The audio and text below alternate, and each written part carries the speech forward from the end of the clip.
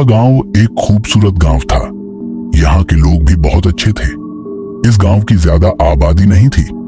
लगभग 100-150 लोग इस गांव में रहते थे। ये गांव अपनी खूबसूरती और गांव वालों के अच्छे व्यवहार के लिए मशहूर था। ये एक ऐसा गांव था जहां हर महीने चंदा इकट्ठा होता था गांव के लिए, जो पैसे और अनाज से कमजोर थे। एक दिन मोखा गांव में एक औरत जो लाल साड़ी में थी, उसके पहनावे से लग रहा था कि वो दुल्हन हो। वह भागते हुए इस गांव में पहुंची। उसकी हालत ऐसी लग रही थी जैसे वह किसी से बचकर भागी हो।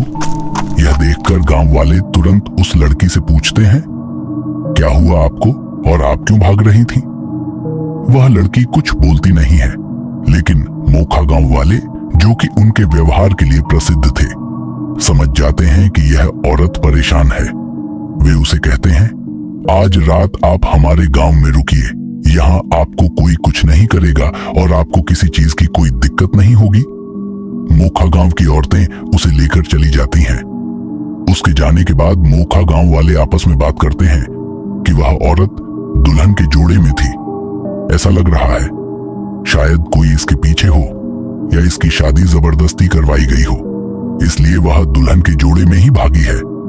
रात होती है, सब अपने अपने घरों में सोने के लिए चले जाते हैं। तभी हम देखते हैं कि जिस घर में वह औरत थी, उसके घर से चिल्लाने की आवाज आती है। ये सुनकर गांव के लोग उस घर की तरफ दौड़ते हैं। वे देखते हैं कि कुछ लोग उस घर के बाहर खड़े हैं, जो कि इस गांव के नहीं थे। लेकिन जब मोखा गांव के लोग पास जाते हैं तो वे देखते हैं कि वे लोग बहुत खौफनाक और डरावने लग रहे थे। यह देखकर मोखा गांव वालों की हालत खराब हो जाती है और सब गांव वाले पीछे हट जाते हैं। किसी की भी हिम्मत नहीं होती कि वह पास जाकर उस औरत को बचाए।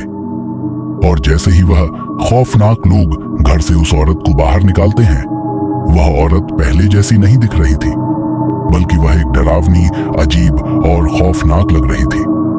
उसे देखकर गांव वालों की तो रूह कांप जाती है।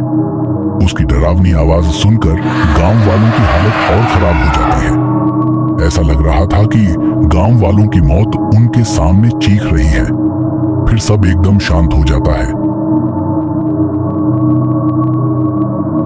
सुबह होती है और हम देखते हैं कि मोखा गांव एकदम उजड़ गया था, जैसे यहाँ कोई गांव था ही नहीं।